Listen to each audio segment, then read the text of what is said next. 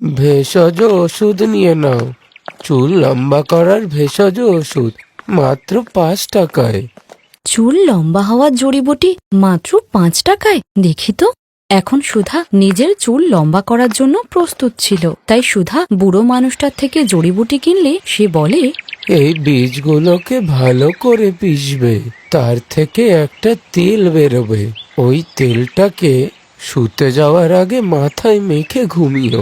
এরপর সুধা জড়িবুটি নিয়ে বাড়ি গিয়ে জড়িবুটিগুলো বেটে তার থেকে তেল বার করে মাথায় মেখে ঘুমিয়ে পড়ে। আর পরের দিন সকালবেলা ঘুম থেকে উঠে সে দেখে তার মাথায় যেটুকু চুল ছিল সেটুকুও ঝরে গেছে, যা দেখে সুধা কান্নায় ভেঙে পড়ে। কথায় বলে মেয়েরা লম্বা চুলেই সুন্দরী লাগে, কিন্তু ছোটবেলা থেকেই সুধার চুল খুবই ছোট, যেটা লম্বাই হতো না, আর তার গায়ের রঙও কালো। অন্যদিকে তার দিদি রাধার মাথায় ঘন চুল, সেই সঙ্গে সে খুব ফর্সাও, আর তাই তো রাধা সুধাকে বাজে কথাও শোনাতো। তুই তো আমার নিজের বোন না, তোকে বাবা মা রাস্তা থেকে কুড়িয়ে এনেছে, নইলে কি এত বাজে দেখতে হয় তোর? এইসব শুনে সুধা কেঁদে ফেলতো। বাবা মা, দেখো না রাধা কি বলছে, দেখো না তোমরা। এই শুনে রাধা আর সুধার মা সুমিতা বলে, তুই কাঁদছিস কেন সুধা? রাধা তো ঠিকই বলছে, তুই কুৎসিত, মাথায় চুলও নেই, আমার এমন মেয়ে দরকার নেই।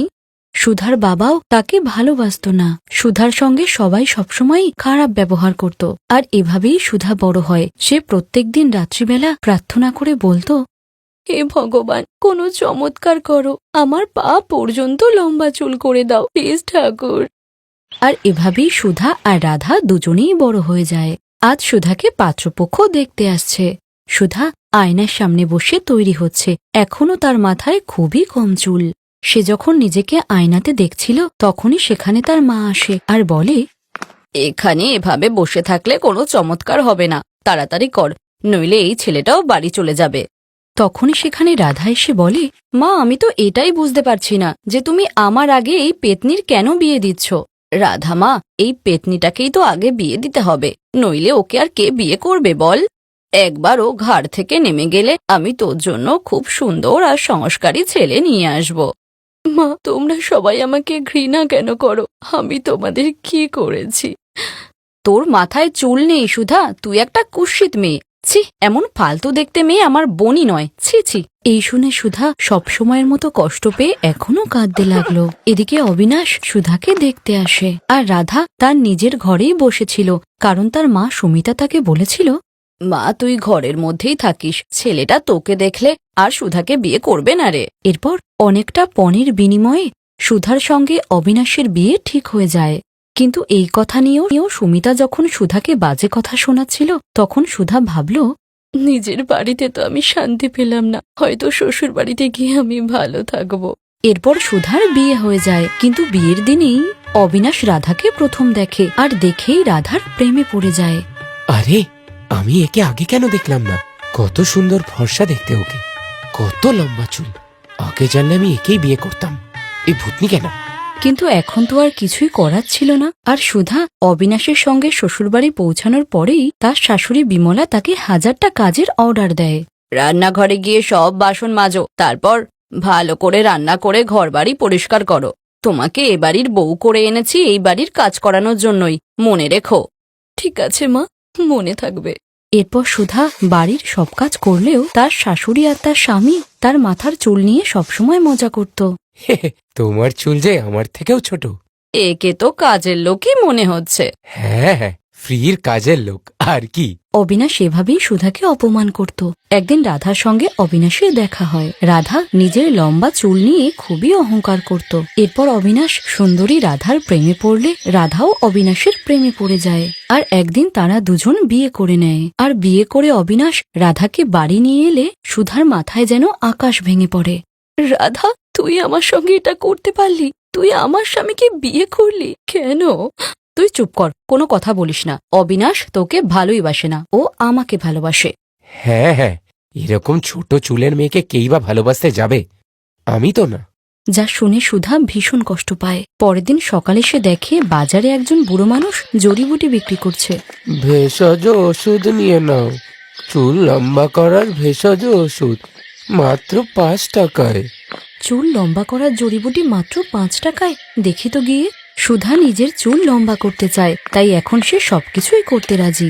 সুধা বুড়ো মানুষটার থেকে জড়িবুটি কিনলে সে বলে, এই বীজগুলোকে ভালো করে পিষবে, তার থেকে একটা তেল বেরোবে।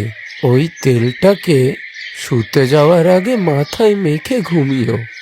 এরপর সুধা জড়িবুটি নিয়ে বাড়ি যায়। আর রাত্রিবেলায় সবাই ঘুমিয়ে পড়লে সুধা জড়িবুটি বেটিয়ে তার থেকে তেল বার করে মাথায় মেখে ঘুমিয়ে পড়ে। আর পরের দিন সকালবেলা সে ঘুম থেকে উঠে দেখে তার মাথায় আর একটাও চুল নেই। যা দেখে সুধা কাঁদতে কাঁদতে বলে, এটা কি হলো, আমার সব চুল উঠে গেছে, এখন আমি কি করব। সুধা জোরে জোরে কাঁদতে থাকে, যার কারণে বাড়ির সবাই তাকে এই অবস্থাতেই দেখতে পায়। এটা কি, তুই পুরো ন্যাড়া হয়ে গেলি?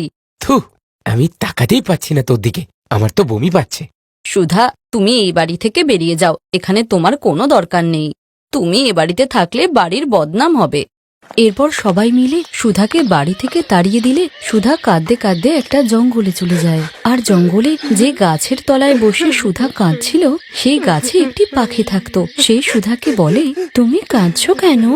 সুধা পাখিটাকে সব কথা বলে। তুমি কেঁদো না, বেশিরভাগ মানুষই খারাপ হয়, তাই তো আমরা জঙ্গলে থাকি। এই জঙ্গলে সবকিছু আছে, অনেক বড় রোগের ওষুধও আছে, একটা ফলও আছে যার রস মাথায় মাখলে চুল লম্বা হয়। সত্যি? ওই ফল আমি কোথায় পাবো? আমি নিয়ে আসছি।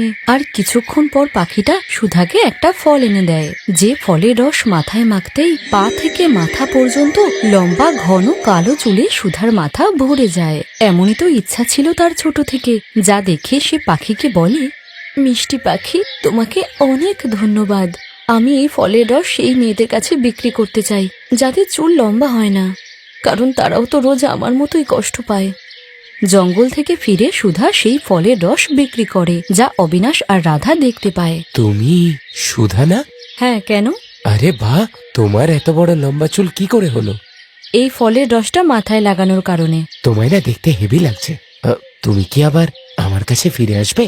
এইসব দেখে শুনে রাধার ভীষণ হিংসে হয়। সে ফলের রস হাতে নিয়ে পুরো বোতলটাই তার মাথায় ঢেলে দেয়, আর যার পরিণতিতে রাধার মাথার সব চুল ঝরে গিয়ে সে ন্যাড়া হয়ে যায়। এটা কি হলো আমার সাথে, আমি ন্যাড়া হয়ে গেলাম। ঠিকই হয়েছে, এটাই হলো লোভের আসল ফল।